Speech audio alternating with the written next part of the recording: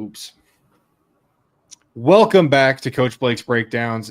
You're back with me, Coach Blake, and of course, Drew. We're talking NFL draft prospects today. Drew, I assigned the first 5 because I didn't want to pick the first 5. So who are we talking through today, Drew? You know, with me, it's always going to start with quarterbacks. That's always we're going to go. I love talking QBs. This is a fun class. Everybody's talking about it. I'm going to break down my top 5, and I think we have the same players top 5-wise. We're just our 4s and 5s are flipped, so a tiny bit of difference there. But I'm super excited to dive into this class. Really fun, polarizing class. A lot of fun names. With the right jumps, there could be like a lot of guys that pretty easily be a 5 or 6 first round QB class. But yeah, I'm really excited to dive into these guys. And I think the biggest thing, right, with this class that I've run into is like which of these guys realistically come out. And this is like I feel like the conversation that gets kind of passed over by media, though it's brought up. But I feel like the real decision for these guys needs to come down to, do I want to be the quarterback that comes out in a deeper quarterback class and maybe end up in a better situation, though a lower draft pick, or do I want to wait and get that higher draft status? And that's why it's always interesting to kind of try and decide which of these guys. I feel like we're all pretty confident that Arch is going to go back. I don't believe we're not talking about him this episode. But there is a quarterback we are going to talk about this episode that I feel like is going to go back. I feel like shouldn't declare, but we'll get into that as we go. But Drew, I'll throw this thing to you. It's your 5 guys that you selected, so I'll let you take it, and I'll just provide my commentary. Yeah, there we go. So it works out perfectly. The guy you alluded to right there will be my number 5, so we'll kick it off with him. And that's Lenore Sellers out of South Carolina, the quarterback who is supposedly the number 1 overall pick in 2026, is what everybody keeps telling me. I can't really get there with him. I think, like you mentioned, I think he very much is a 2027 guy. I would be surprised to see him in this class, and I think it would be a mistake if he did come out in this class. And as far as the Arch conversation goes, I'd like to have actual tape I can grade before we start talking about him as a prospect. So, yeah, he's also very much a 2027 guy to me. But as far as Sellers goes, I think a lot of it is just, again, people chasing it with QB discourse nowadays. We need the mobility, we need the athleticism, we need the out of structure playmaking. That's ceiling to us. That's the ceiling we're going to chase. And I just like people automatically, because of the age and how he played as a freshman, redshirt freshman, whatever he was. They're just expecting this kind of fabled leap, this year. And I think between the ears, he's just got a longer way to go than that. I think we're setting him up to kind of fail this season. Because I think, like I said, mentally, I think between the ears, there's just a lot of things that are missing right now. To me, my biggest gripe is the timing. I think he and again, that's going to be expected from a first-year starter. Not always going to be the most on-time guys, in the world. But I think it really is. He was extremely late. That's where a lot of the interceptions came from. Was having the correct read. But just getting to it late and letting DBs break on it, come downhill on it. That was my biggest problem with him. I think his eyes get stuck too, not the processor I'd like to be. And again, I'm somebody that values processing a lot. Like we're going to see with these rankings with me, it's pretty easy to see that I value in structure playmaking or in structure play and processing and just the mental side of quarterback play. That's kind of where I live as an evaluator. So that's why I'm a little bit lower on Sellers. Again, I think the accuracy was pretty good. I think when he missed high, which was the problem. That's something you don't really ever want to see from quarterbacks, because that's where disaster happens, is when you miss high, especially over the middle. Again, I already mentioned him being late. I think he's really indecisive. Again, it's to be expected from a guy that's a first-year starter, especially somebody is athletic and mobile as he is. And I think calling that South Carolina offensive line a work in progress is probably generous. But I think just he dealt with a lot of pressure, but I think a lot of it was self-inflicted too. I think he tends to hit the eject button too soon. He pulls his eyes down. He wants to run really, really early, even when he doesn't need to, when there's still throws to be made and time in the pocket when it's still clean. But it's easy, it's easy to see why. I mean, he's one of the most gifted runners I've ever seen at the quarterback position. It's incredible. Like very Cam Newton-esque as a runner. Like, he's incredibly athletic. The contact balance is absurd for a quarterback. I've never seen anything like it. I mean, he's routinely shaking off, like Peter Woods and TJ Parker in the Clemson game. He's just throwing those guys off like they're not even there. He's incredibly hard to bring down in the backfield and as a runner. I mean, he tore up Clemson on the ground. It was ridiculous. Just an incredibly gifted runner. Very, very good athlete. He's got the arm talent too. I wouldn't call it like, Josh Allen, Anthony Richardson level. It's not the very top elite upper echelon, arm strength, but he does get a lot of drive on it. He's got a talented arm. just very physically gifted, and that's why people love him. People love the physical tools. I just can't quite, get there on the projection just purely based off that. I need to see some tangible mental steps before I can get there. But again, I don't love the accuracy problems. I don't love the processing. I don't love the eyes. I would like to see him get better in the pocket. But the physical tools are easy to fall in love with. I see why people love him. I'm just not quite there on him yet. Yeah, no, and that's the biggest thing for me. And you and I have talked about this, and I'm going to take the credit for it because I'm going to say it on the show. But no, I think so many people get excited and they're like, oh, this is a decent quarterback, but he can run really well. I love this quarterback. He's an awesome quarterback. Look how well he can run. But I don't know. And maybe it's just who I am as an evaluator, but I'm going to care first if my quarterback can throw the ball well and can get to the right throw. Right. And that's where I'd love to see Sellers go back and just take his athleticism, develop more physically, develop more mentally, and then come back and have, now 3 years, if he goes back next year, 3 years of really good film showing his athleticism and showing that even when these college defenses adjust to his play style, he's able to still succeed. Like if you have 3 good years of starting level film, teams are going to love you. And I feel like, even if you're going into a class with Arch, there's going to be teams that are going to have Sellers higher than Arch because Sellers is going to have the higher athletic floor. He's going to be a much better runner. And again, you're back to the running. But I don't think I think Sellers can close the gap from a processing perspective where Arch is going to have to, make some significant strides to, get to a Sellers level of athleticism. So I think he would do himself a lot of good by waiting and getting the experience, getting the development at the college level and then jumping. I think if Sellers goes back, he could be a very day one ready quarterback as a rookie. And I don't say that ever, but I feel like with the range of talent that he has and what he's able to do, I feel like he could make that happen. But I think you hit it on the head with what he's good at, what he's bad at. Just you want to see him work and succeed in structure. Like the athleticism is fun. Watching him snap off 40+ yard touchdown runs on a consistent basis is fun. Watching him gash Clemson on the ground was a blast to watch. But at the end of the day, that's not going to make you a franchise quarterback at the NFL level. You're not going to get run like you are in college at the NFL level. And if you are, it's not going to be as sustainable over a 17 or soon to be probably 18 game season.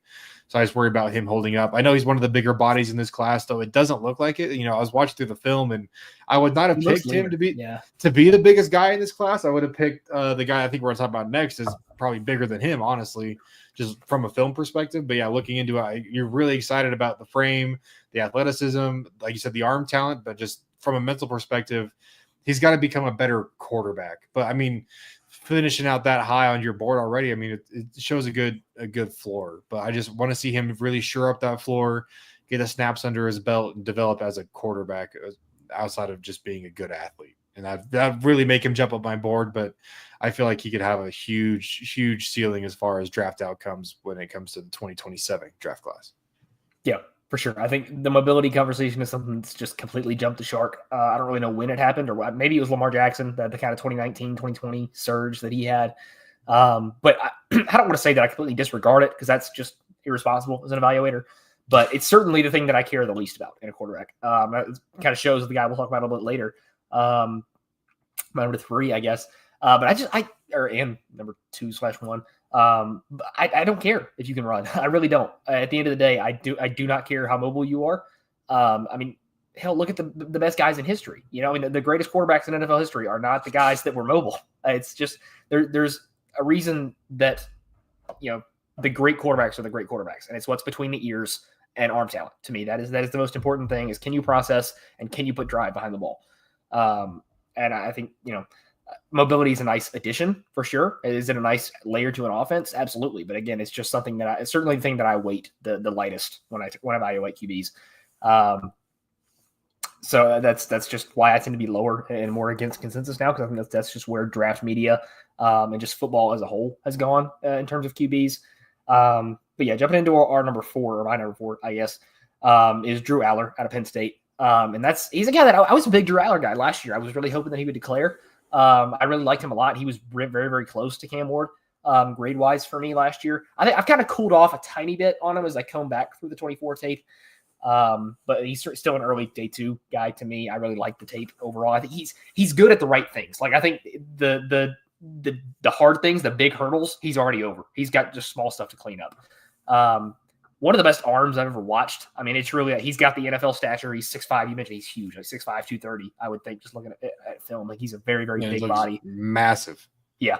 Not a stellar athlete. Again, not a guy you ever want on the move, but again, I don't really care. But the arm talent is absurd. I mean, it is just effortless velocity, every layer of the field, awesome touch.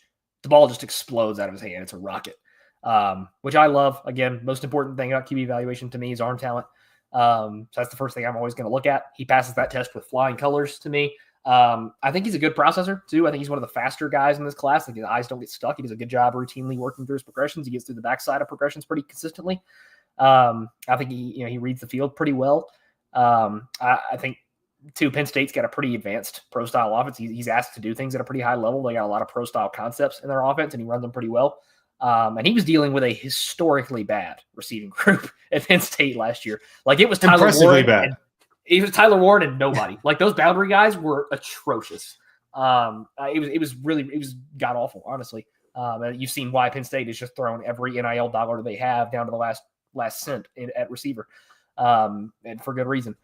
But again, I'm excited to see him come back. I think the accuracy, it's the linear progression is what gives me faith in him, because you see 2023 Drew Aller, one of the most inaccurate quarterbacks I've ever watched in my life. Like it was horrible. You can look at the weighted on target percentage or whatever from all the places that chart that. Like it was atrociously bad at every single layer of the field.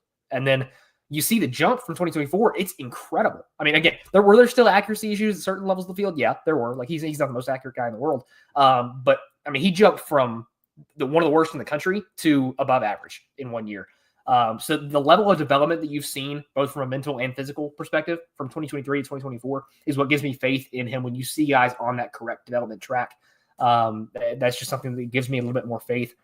Again, we joke that I turned into a floor guy when I started off as such a ceiling guy. But to me, I think I'm still very comfortable like putting guys high based on projections. But I can't do it. I don't have blind faith anymore. I think I have to see some sort of foundation to build off of. And I think Aller has shown me enough of the foundation to expect a jump from him. Again, I think, to me, the decision-making is the biggest problem with him. That's your biggest jump left to fix. I like the Notre Dame game that apparently made everybody completely jump ship on him. That was, you saw it show up there. Like the decision-making, he'll give you a couple of head scratchers per game. He's got to reel in. But while also doing that, he's also not aggressive enough, especially downfield. He strikes a weird balance between not being aggressive and also being a poor decision maker. It's impressive, honestly, to find a middle ground on that, but he does.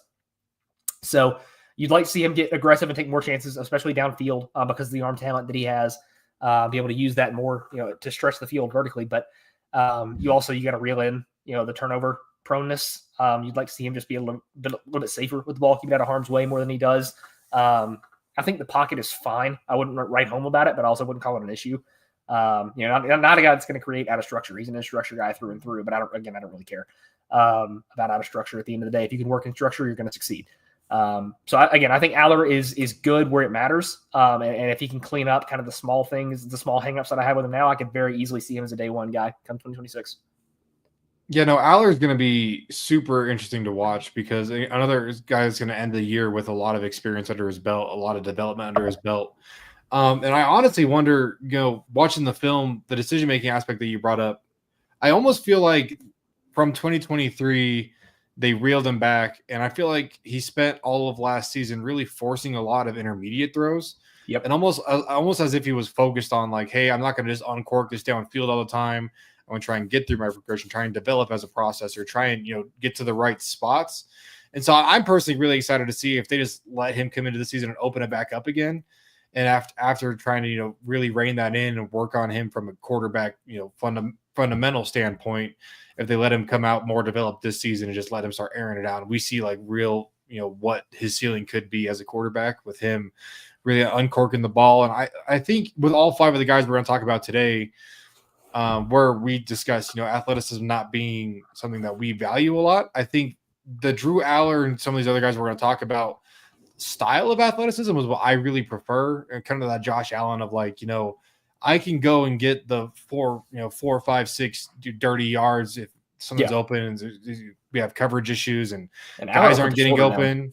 And Aller run through a linebacker. I mean, it kind of reminds me, there's runs that he has that remind me of like Jackson Dart, where it's like, hey, let's not do that maybe, but that was really fun to watch.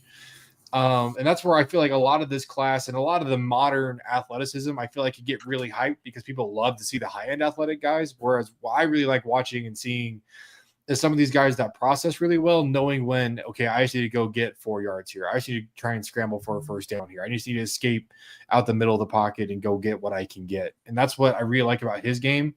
There's times when Penn State's driving down the field, like you said, the receiver talent's not fun to watch, but there's times where this offense gets really, really efficient. And you can tell that Aller's just locked in. He's making the right decisions. He's working down the field. And it shows, again, that ceiling.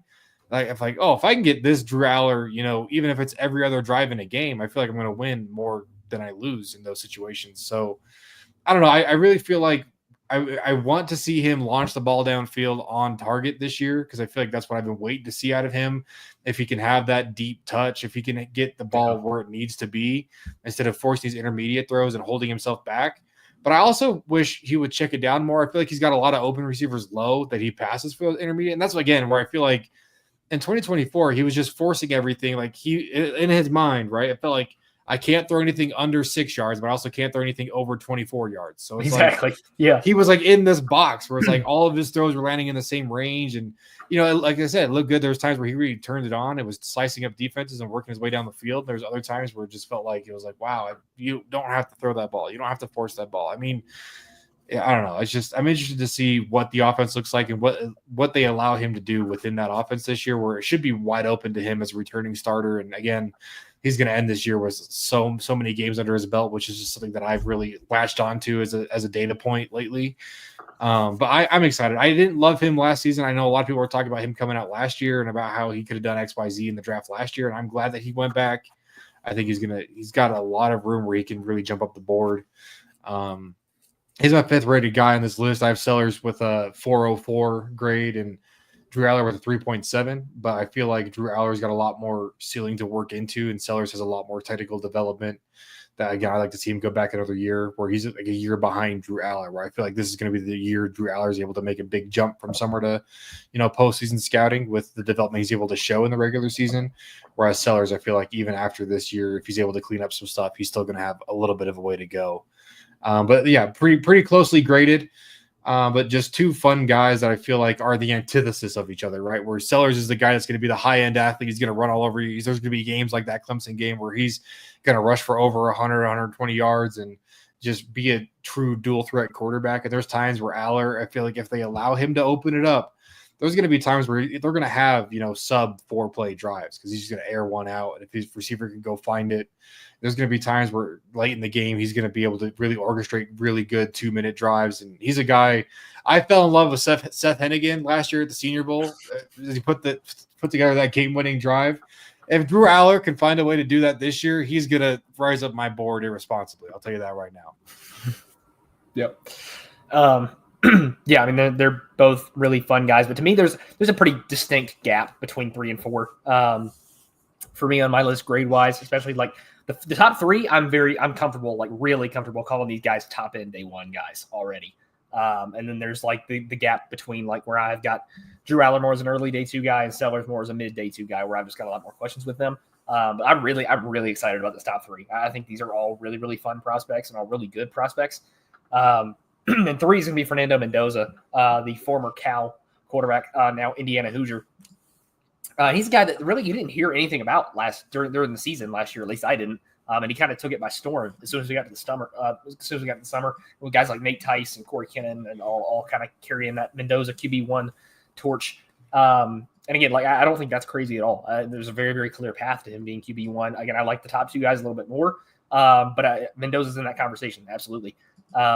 To me, he is, again, your quintessential pocket passer. Like he's a very, very subpar athlete, never a guy that's going to create out of structure and be a playmaker for you. But he just wins in structure. And to me, you win in structure, that's all that matters. So I think extremely high-end processor, a guy that works really, really fast. The eyes don't get stuck. Very, very smart player. Work through his progressions. Again, I thought Cal had a pretty decent set of pro style progressions he had to work through. He did a good job. He takes the underneath stuff when he needs to. He's not overly aggressive, doesn't try to push the football where it shouldn't. I think he takes care of the football on a very, very consistent basis. Very, very smart player. I like the pocket presence. I think he has a tendency to kind of panic under pressure a little bit, which you'd like to see him clean up, especially for a guy that's not quite as athletic. I think you kind of have to make up for that by being better under pressure in the pocket. But again, I think on a general basis, he does pretty well. It's just kind of nitpicky stuff. He's got a really, really fun arm. As a live arm, that ball flies off his hand. Really true arm talent. To me, when we talk about the ceiling discussion, like people are going to call Mendoza a low ceiling guy. But I don't think that's true. To me, the only people would have called, people would have called Andrew Luck a low ceiling guy. People would have called, like Matt Stafford, perfect example. People would right now in this current QB discourse environment, people would call Matt Stafford a low ceiling QB, and that's just flat out not true. The only true limiter physically for a quarterback to me is arm talent. Like Brock Purdy's a low ceiling QB because he doesn't have an arm. Tua Tagovailoa is a low ceiling QB because he doesn't have an arm. But to me, like Matt, like the sky is the limit as long as you actually can put zip behind your passes. Mobility has nothing, and out of structure playmaking has nothing to do with ceiling to me personally. So Mendoza, I'm not going to buy into the low ceiling talk with him. I think he's a guy that could very easily, because the arm talent is that good. I don't consider him limited by that. Again, very good processor, accurate at all levels of the field. I thought he had a pretty flexible arm too for a pocket guy. Like he can create some velocity from different arm slots. Overall, I'm just really impressed with every bit of in structure play from him. Yeah, no, and that ball zips off his hand, man. Like it flies, dude. I think it was him and maybe Sellers that I think I texted you after like the first drive, and I was like, "Holy velocity!" Like these guys it flies out of their hand, and that doesn't necessarily always translate to like depth and getting the ball downfield. Though I think both of these guys can do that. But just when you talk about no, go ahead. Sorry, I didn't mean to interrupt. Like when you're talking about the QB like conversation, to me, velocity matters infinitely more than distance does and pushing it downfield. Like because you can I can count on one hand the amount of times I've ever had to see an NFL QB throw the ball 60-plus yards or 55-plus yards. But it matters on a play-to-play basis, being able to drive the ball into super tight intermediate windows. So when I say arm talent, that's purely what I like. Cam Ward is a perfect example. Cam Ward, distance-wise, not the best guy in the world. He couldn't put a lot of air out of those passes, but he zipped the ball in there on an intermediate basis. Like he had a lot of drive behind his passes. So when I say arm talent, that's more what I mean. Yeah, no, and that's exactly what I was going to say with arm strength. Like that's how I always evaluate arm strength. Like I know a lot of people hear arm strength, they think Josh Allen, Anthony Richardson, legend Joe Milton, as we're all familiar. Oh yeah. But no, when I look at arm strength, it's about how this thing comes off the hand, right? Am I able to squeeze it into the windows? Am I able to beat a defender with my throw, opposed to letting this thing always float out there? And as fun as the Russ Wilson moon balls are, I don't think that shows arm strength. I just think that throw shows great.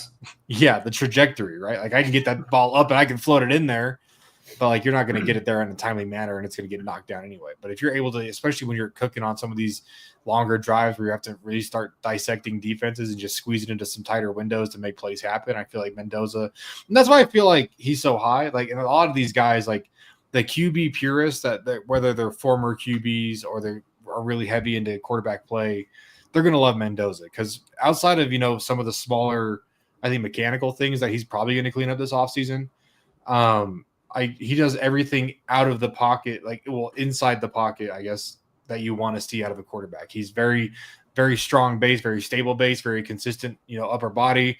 He can generate, like you said, the velocity he's able to generate out of the different arm slots, like not just like standing in pocket clean, able to rifle this thing into a tight window. Like he can be on the move and he can still rifle balls in. He can still beat defenders with high velocity throws to the sideline. And I actually have him graded as the second best improviser of this group of five that I have graded right now, where I feel like, again, like I just talked about with Aller, it's not about the athleticism. It's about, hey, if I'm rolling out or I'm under pressure and I find an easy opportunity to get 3, 4, 5 yards, I'm going to be able to consistently get those 3, 4, 5 yards and just keep the ball moving downfield. Can't go broke making a profit, right? If I'm able to get yards regularly on a consistent basis in a variety of situations, that's going to look well for the long term, because that's what you're going to be asked to do in the NFL. Where even if you get drafted high, you're probably going to have a bad offensive line, because the teams that are drafting high haven't been able to have the luxury to invest in that position. So you're going to be under pressure. You're going to be under duress. Teams are going to be trying to get after you.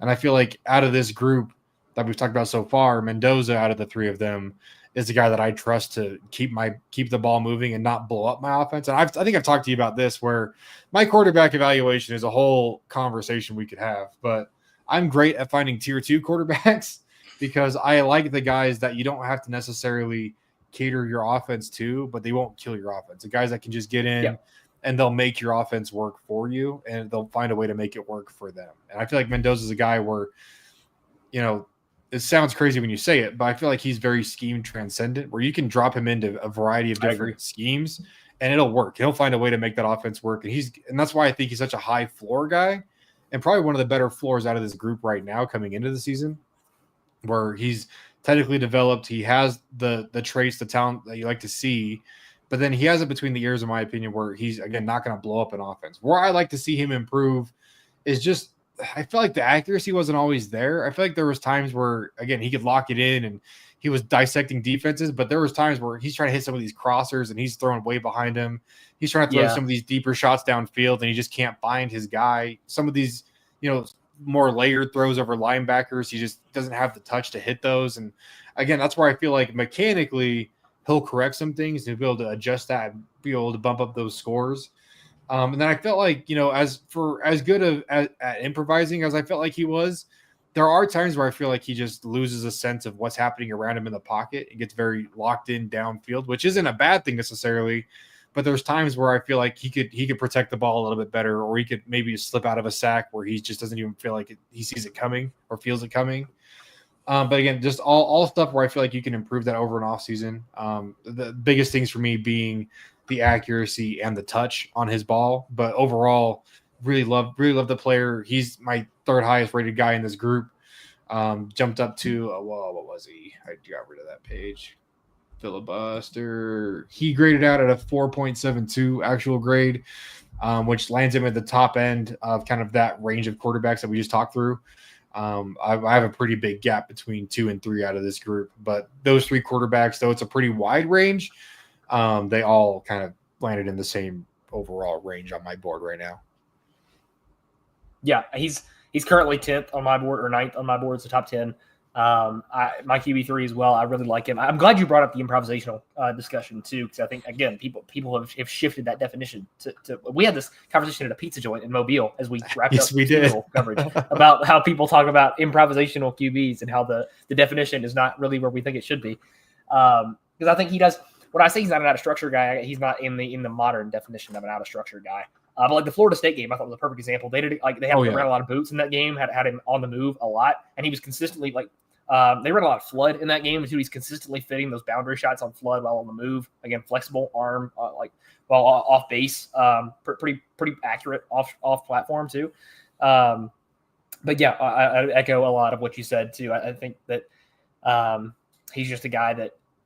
In the scheme transcendence too is a good point, because honestly, I don't think you should have a QB day one if they're not scheme transcendent. Like I would have a hard time. I 100% agree in the first round if you feel like you have to, they can only fit a certain scheme. Like that's not a day one guy in my eyes. But yeah, I feel comfortable calling Mendoza a day one guy already, and I'm excited to see him in Indiana because Indiana cleaned up the portal this year. Indiana's going to be fun as hell to watch. It's a couple of fun seasons for the Hoosiers, huh? Yeah, dude. I mean, they went from worst to first. Like it was one of the worst teams in college football, and they flipped to playoff last year. And now they've got a really, really fun squad. Like they've got on defense, Mikal Kamara, who's an awesome edge rusher. They got D'Angelo Pons, a fun corner. I'm sure we'll talk about at some point. They got a receiver whose name I'm blanking on. It's supposed to be pretty good. Roman Hemby, a guy you're a big fan of at running back. Out of Maryland. Yeah, Lee Beebe, the running back out of UAB, my Blazers, go Blazers. Was one of the lone bright spot on a terrible 2024 UAB team was Lee Beebe. He transferred into Indiana. He's going to be the 2, I assume, behind Roman Hemby. But it's a really stacked Indiana squad. Obviously, a lot more talented than the Cal squad he was on before. I'm excited to see him with a better supporting cast around him. And definitely, I'm excited to see him against the Big Ten defenses too. Which I guess technically Cal is also they're ACC, not Big Ten. They're ACC, yeah. Them and Stanford, the 2 California teams going all the way to the ACC. Well, that's what we love to see. We love to see California teams playing in the Atlantic Coast Conference. Don't. Yep. But gotta love it. No, this Big Ten's going to be a dogfight this year, man. Oh, it's going to be nasty. There's some good football players in the Big Ten this year. I feel like this might be the first in a series of steps to really even out the talent disparity across college football. The Big Ten's really pushing for that. They're trying to get that SEC pedigree for real. Oh yeah, I can't wait. It's gonna be so much fun this football season. But yeah, jumping into our top two, I kind of want to hit year two first, but again, I say year two. It's tough for me because like these top two guys, they're literally 1 and 2 on my board respectively. Like I've tried over and over. I can't choose between the two because I love them both so much. They're both top 5 grades to me. These are both QB1. Like you could call either one QB1, and I'm fully with you. Again, because they're graded out dead even at 1 and 2 on my board. I know you have a little bit of a few spots between the two, so we'll hit your 2 first. Because I love your 1 so much. I'll talk about him for an hour. So your 2. No, yeah. Oh, yeah, go ahead. I just was gonna say. I mean, these guys actually separated a lot more on my grades than I thought they were. They were going to, because I like both these guys a lot. But I have Club at 2, Cade Klubnik out of Clemson. And honestly, I think it's just because like I can't say enough positive things about this guy. I think the biggest difference between these two guys, I'm sure we'll talk about it, but I think Klubnik is the athletic guy, where Nussmeier is the in structure, processing, different arm slots, getting the ball downfield, dicing up defenses. Like that's what he does, where Klubnik's more of like he's going to get out there and he can do it. Like, again, he processes well. I think he moves really well. He's a great improviser. But he's going to do more with his legs. I mean, they had some design QB run stuff with him that he just really blew open in multiple instances throughout the season. Just overall, I think, yeah, like I said, what separates them is just Nussmeier doesn't have the physical tools that Klubnik has, in my opinion. I think Klubnik's a much better runner, a much bigger body. Just from watching the film, I don't think I've pulled up measurables on either of them right now, actually. So maybe I just totally blew that take out of the water. But I kind of agree. Was. And kind of like I talked about with Mendoza, I think Klubnik is a step behind Nussmeier when it comes to just general accuracy and touch. I feel like Nussmeier was able to really just drop some bombs downfield and fit balls into tight windows and put the ball where it needs to be. Not even necessarily leading his guys, but putting the ball where they're not going to get blown up. Where I feel like Klubnik throughout the course of the season has a few balls, especially over the middle, where he's throwing hospital passes down the middle of the field. Where they're still landing and they're hitting where they need to hit to be caught. But I feel like Nussmeier is going to protect his guys a lot more.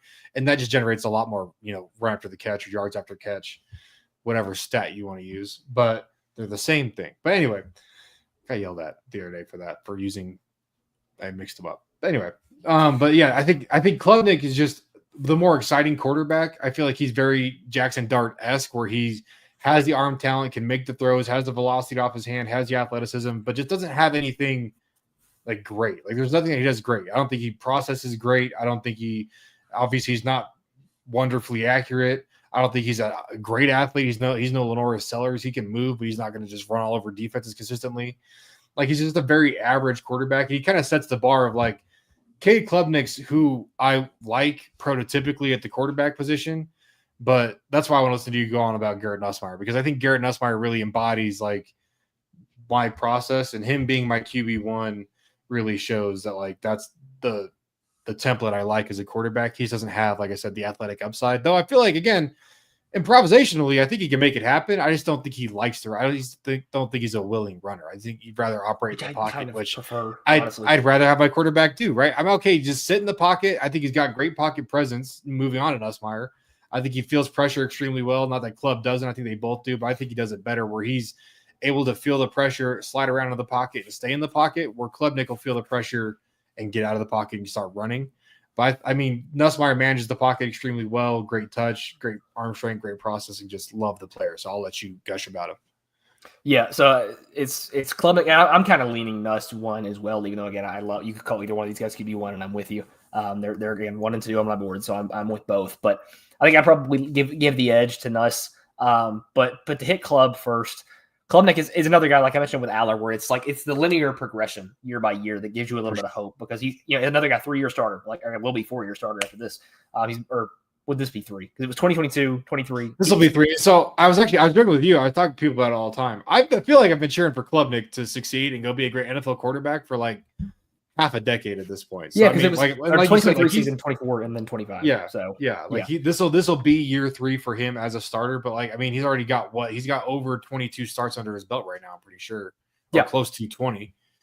But I mean, yeah. Anyway, continue. So yeah, a long experience as a starter. A guy that's got a lot of experience under his belt. But also, like I mentioned, the linear progression thing. There's a clear, distinct jump every year. Like he's gotten significantly better every season that he's played, which is something that gives me a lot of hope. Also, jumping into the season, like I don't see a major place I'd like to see him improve on. I think he's on a general basis at all the fundamental parts of QB play. I think he's good at all of it. So there's not a place in his game I'd point to and say, hey, you have to fix this. Like there's nowhere I could really point out for that right now, except for again nitpicky stuff here and there, but nothing major fundamental that I would need him to fix. Yeah, I agree that he's a plus athlete. I think he's a better athlete than Nussmeier. Plus athlete on the ground.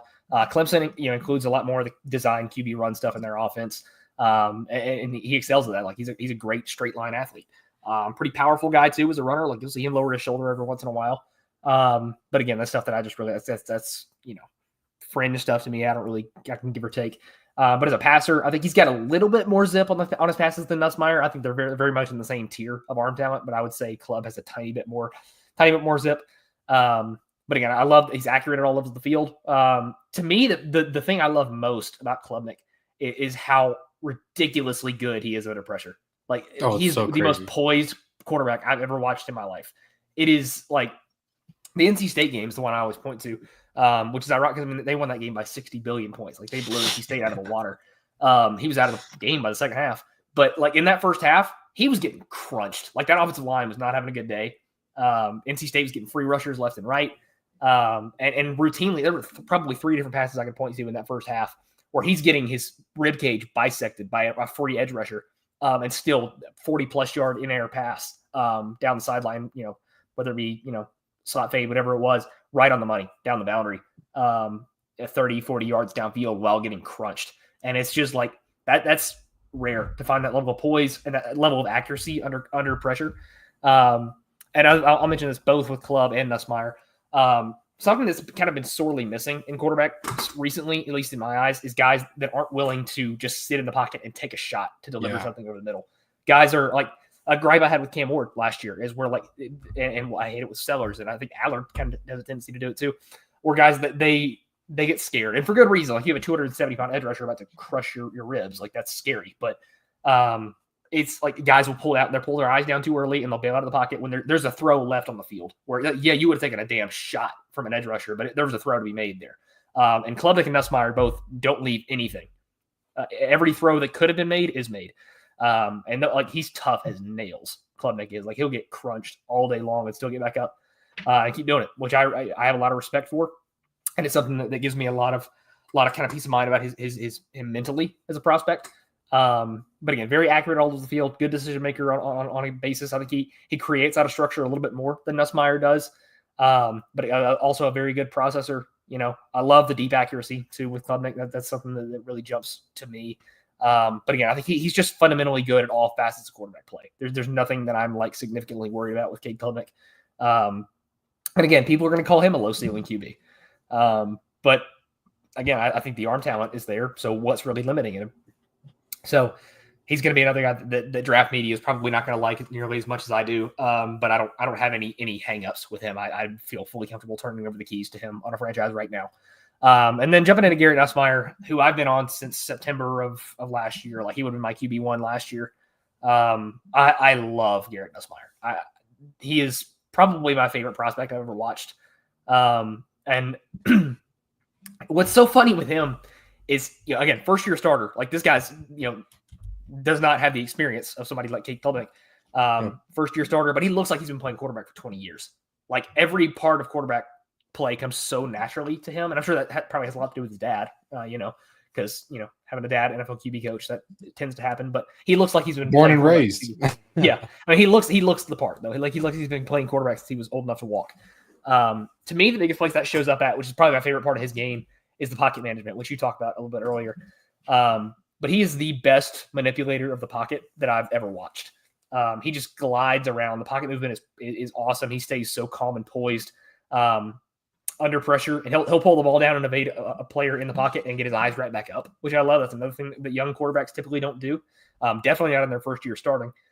But yeah, I think he's also, accurate all over the field. I have no accuracy issues with him. Again, very, very, solid arm talent. not the upper echelon, but it's not going to limit him at all. He gets plenty of drive behind his passes. I think he's also probably the best processor that I've watched in recent memory. I think too, which is why I love him so much.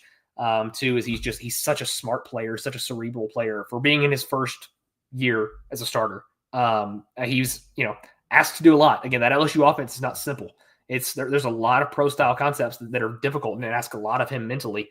And he did all of it and more to me. So I think that gives me a lot of hope to him because I think processing is probably, again, the next to arm talent, the most important part to me. And he passes that with flying colors. I'd like to see a touch get a tiny bit better over the middle of the field. That was something I thought he just put too much gas on a lot of throws. But that's something that'll come with experience. It's, again, a very nitpicky thing. But again, just so calm and poised under pressure. The pocket is elite. The arm talent is awesome. The accuracy is fun. Best processor I've watched in recent memory. Again, very subpar athlete. People are going to call him a low ceiling QB. I'm not going to buy it. But there's not a fundamental part of quarterback play that I have a problem with Garrett Nussmeier. And I think he's also first overall pick worthy pretty comfortably. Yeah, and Nussmeier is fun because being in the SEC last year and really every year, but especially last year, I mean, he went up against a lot of these top level pass rushers. I mean, he played South Carolina, A&M, Alabama, like they're seeing best game he had. Yeah, Ole Miss. And they're putting him in position to really succeed and show that he can succeed under pressure. I know you and I talked about this, and now we're outside of the cycle, so we can actually talk about it. But I feel like every Nussmeier game I watched, especially against some of these top defensive lines, I really looked back and said, wow, this is the LSU offensive line that had two guys that were getting first, second round hype for a lot of the early draft season last year. And coming out, I mean, ended up sending 4 guys to the league, I believe. But I mean, that just every game felt like he was just running for his life. And I feel like he executed it really well. And I feel like, with Nussmeier, I feel like you're going to talk about the South Carolina game, and with Klubnik, you're going to talk about the Georgia game, right? Of just like show it like them being under duress and performing, like not performing to their peak. But I feel like if you go watch those games and just isolate the quarterback and watch what he's realistically doing from a down-to-down basis, you're going to be really impressed. You're going to, I really see their floor. I feel like both of those were very solid floor games for them, showing that, like, hey, even if I have to run around, I have to try and make stuff happen, I'm not going to get clear reads. I'm playing some higher-level defense. I'm still able to make it happen. That's what I love with Nussmeier. I mean, it feels like he's throwing the hell out of the ball sometimes where I'm like worried about the health of his shoulder. But, I mean, he's, like you said, gassing up a lot of these throws. I think he's got great velo. I would like to see the touch improve, but I feel like he's really good about finding windows to make throws happen. Yep. I feel like there was a lot of times where he just got nervous and wanted to get the ball out of his hand and didn't put the touch on it because he's trying to get it out. So I'm interested to see if he's able to improve on that and really show that he can stay a little bit more poised back there. But again, what first year starting, didn't hate anything I saw on his film. Again, just both of these guys being a significant tier above my third guy on my board right now. Just two really good football players, really good quarterbacks. And like you said, I don't have them as first round grades necessarily. Quarterbacks always get a 1 round bump, in my opinion, if you look at the overall board. So you got a quarterback with the second round grade. That's a first round quarterback. I'd go get him in the first round. And so I have both these guys with second round grades, but that puts them at 4 and 8 respectively on my current big board, Nuss and Club respectively. But overall, yeah, just two really good quarterbacks. I wouldn't make them first round guys because I don't think they are scheme transcendent. I don't think they're going to be able to get plopped into any scheme and make it happen because I just don't think they have the athletic potential to be a Lamar Jackson or Josh Allen. They're not going to be a QB run type quarterback for you. They can run. They have the potential to make stuff happen on the ground. They're just, you aren't going to design that for them. So again, wouldn't call them scheme transcendent, but I do like what they can do. They're both very high level quarterbacks. I do have Nuss edging out Club, but it's. I mean, I'd be happy with either of them on my team personally. Yeah, and that was something I neglected to touch on with Nussmeier too. Is for a guy in his first year, how awesome the anticipation was. Like it's incredibly rare to have guys be the level of anticipatory thrower that he was at any point in their college career, much less their first year starting. He just has that sixth sense for where to throw guys open and how to throw stuff when it's not open. And that's another thing where you see, like with Stellars especially, and like Shadur last year drove me nuts, where guys refuse to throw things until they're open. And then when you throw it, if you wait to throw it until it's open, it's not going to be open when the ball gets there. So I think he's got an awesome feel for that. He's always on time, especially on outbreakers. The willingness to work both inside and outside the numbers from both Klubnik and Nussmeier was really, really awesome to me to see, for me to see. But to me, all this is just so much more impressive from Nussmeier because there's all the lack of experience. Like he's doing all this in his first couple of games. So, all that to me, the stuff that takes guys years and years and years, even in the NFL, like behind NFL coaching staffs to build up in their game, Nussmeier's already got just from pure field perspective in his first year. It's just what gives me so much faith in him. Yeah, no, I expect Nussmeier to climb. I know he's already top 5 on my board right now, but I expect that grade to go up. I expect him to separate himself from Klubnik a little bit. Just because, I mean, like I said, I've been rooting for Klubnik for a long time, but I feel like I do this every year where I watch him in the summer and I get excited about all the potential. Then he gets out there and just has a couple duds that just show me, again, where his floor is. Where I feel like Klubnik's floor and ceiling are pretty clearly mapped out when you watch him play, where I feel like Garrett Nussmeier has a really good floor and really an open ceiling as far as I'm concerned right now of where he could elevate to. So I can definitely see him pulling away, but I don't know if I see anybody that I've at least heard of so far jumping Klubnik on my rankings. I just feel like they're both very underrated, and it's just because they're not freak athletes. Like they're not going to go again. Like they're not going to go run for 140 yards, 150 yards in a single game. But they're gonna keep your offense alive. They're going to keep you moving, and they're going to win football games. And when I'm evaluating quarterbacks, I want guys that are going to win football games, not necessarily be great fantasy guys or light up the stat sheet. And I think both these guys have the football IQ, the know-how. And after this season, they both should have the necessary experience per my little checklist now. But to go and be successful quarterbacks and go be quarterbacks capable of winning early on in their career and going really carving out a spot, not being – I feel like there's so much conversation about quarterbacks have to get in and they need time to develop, especially this last year's class, right? I feel like every quarterback could have used a redshirt year in some capacity, even Cam Ward, where it's like you get him in, let him sit for a year behind any vet and just let him see the NFL game and slow it down. He's going to look awesome as a sophomore. But I feel like Nuss and Club are both guys you could drop in day one, and they're going to be able to really excite a lot of fan bases in the NFL. So, again, just two really good quarterbacks and a great group. I think these are really all the top names. I know the next quarterback I have slated to watch is Dante Moore because I feel like he's going to be a really exciting guy. He's really going to burst onto the team this year. But as far as national media goes, these are kind of the top 5 guys that you're hearing kind of getting their names thrown around. So I wanted to make sure. I'm glad that you got us out here getting takes out early on these guys we can follow them through the season. And that's why we want to do the summer scouting stuff is so we can get takes out on as many players as we can before kickoff. And then we can, come back and check on these and talk about risers and fallers in season and what we're seeing about those guys. And I know you and I, even just from the shadow team perspective, are going to be heavily invested in both of these top guys throughout the season. And I don't know about you, but with my history and my luck, I'm hoping that we can kind of keep consensus where it is right now and let at least one of these guys fall so I can grab them, kind of not necessarily mid first round, but kind of late, early first round. But, overall, I love this class. I think you have a lot of diversity. I mean, you got a guy like Sellers who, could go back, could declare, but is really the high-end athlete of the group, of this top group. You have Aller, who I feel like is kind of setting the floor for the group, which isn't necessarily a bad thing. He's still a top 5 guy in this class, I think, right now, and deservedly so. You have Mendoza that I feel like is the guy that can combine that athleticism and just pure quarterback play really well, though he's not a high-end athlete. And then you have Club and Nuss, who I just think are really good quarterbacks. So just a fun group, and it was a fun way to start off the quarterback class. I felt like last year I jumped into quarterbacks. It was just waiting for someone to excite me, and I don't think it ever happened, and I've already hit that this year. So that was fun for me. Yeah, for sure. This is kind of nice and refreshing after, to me, it was a 1 QB class last year. So really fun to see.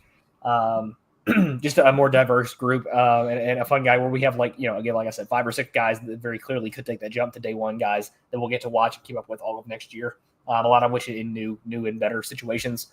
So yeah, I'm just super excited to watch all these guys and see how these takes age and how we feel about this class closer to next spring. Sure. But yeah, I think that's all we have on these quarterbacks. But we do have some announcements. We did launch the Substack. Go follow, subscribe, whatever, however Substack works. It's free. Go subscribe on Substack. It's at Scout the Shadows. We'll be covering draft prospect stuff, obviously, like we're doing here, and Shadow Team stuff. It's going to be a lot. I wouldn't say mirrored as to what's going to be on this channel, but just a lot of just our draft takes. We're going to be trying to talk about as many prospects. I mean, at least I am. I never want to speak for Drew. But that's where all my draft writing goes. So yeah.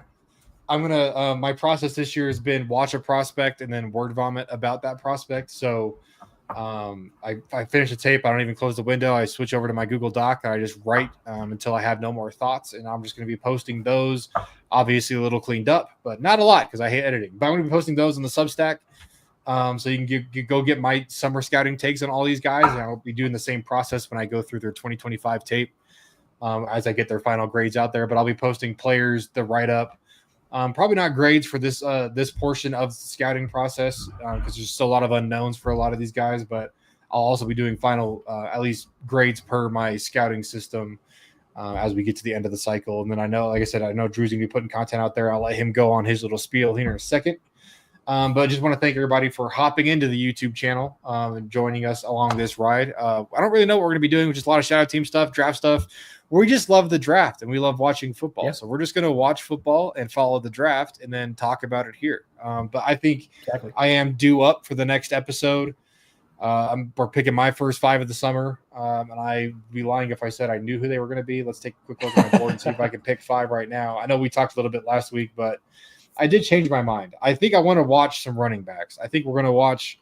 I'm going to call out right now. We're doing Jeremiah Love and Nicholas Singleton because that is the running back those are class as far as I'm confirmed. Yeah, that's pretty accurate. But we'll get into that. We'll get into that next episode. But I want to watch these top 2 running backs just because I've watched some other ones and I feel like there is a pretty significant drop off. And then I still want to do some linebackers. So we'll probably do some running backs and some defense on this next episode, and I'll figure out who the other 3 are going to be. But got my first 5 coming up next. I'll let Drew plug away. Go ahead, buddy. Yep. You find pretty much everything I do at Iron City Film, that right there on Twitter or X. I'll never get it right. But that's anything I do or put out always goes there. All my Titan stuff is over at Titansize.com, fan side of Titan coverage team. Always putting out nerdy film breakdowns for Titans UDFAs. I'll be breaking down their draft class pretty soon now that we're past mini camp and all that good stuff. Be sure to follow the Substack. That's where all my draft writing is going to go. So I'll be breaking down prospects, same thing as Parker. You can see kind of how we compare and contrast our draft process. How we have very different perspectives on how we draft or how we view these guys as evaluators. But we end up kind of on the same views as them as prospect schools. So it'd be nice to have both of our writing in the same place. Be sure to check that out. But yeah, again, that's about does it for me. Everything at Iron City Film. Yeah, no, it's fun because I feel like we have similar draft processes, and like we watch the film. We're both film guys over stat guys, I believe. Oh yeah. But like, yeah, as we get, to the end, like the beginning and end, we're always in line. But like talking through the prospects and about what we like, what we don't like, how we see them fitting, it's always extremely different. That's why I've always loved having draft conversation with you, whether it's in, a pizza place in Mobile, Alabama, or it's here on the show. I feel like we always have good talks as far whether it's fitting players in or pros, cons about guys, or even just what we're looking for when evaluating players. So, I mean, it's always a good time. That's why I'm glad to have you on here chatting about prospects. But like I said, like Drew said, like I said, go subscribe to the Substack. It is free. I'm going to put the link in the description of the video that gets posted. This is the live, but I'll get the link posted and the actual video that gets posted. And then you can go find it on both of our X accounts, I'm pretty sure. I think you did a post yesterday, and I'll have it linked in my bio for sure. But yeah, we're just rambling about the draft, trying to build our teams. That's why I love that we have the shadow team aspect of it, because we are trying to build out 53-man rosters through exclusively the draft, no free agency outside of undrafted free agents in that year. So really, I know it's not our job. We're not getting paid millions to do it, but the draft process, the evaluation process does matter. We try and put a lot into it and try and make these teams work out. And that's just a good way to hold us accountable and follow these guys. So we'll see on the next episode. My first guy is definitely going to hit some of these running backs. Love Jeremiah Love, big fan. Nicholas Singleton, also not half bad. Really fun running back to watch. Excited to get your takes on these guys, Drew. But we'll see you guys on the next one. Thanks again for tuning in, and we'll see you on the Substack.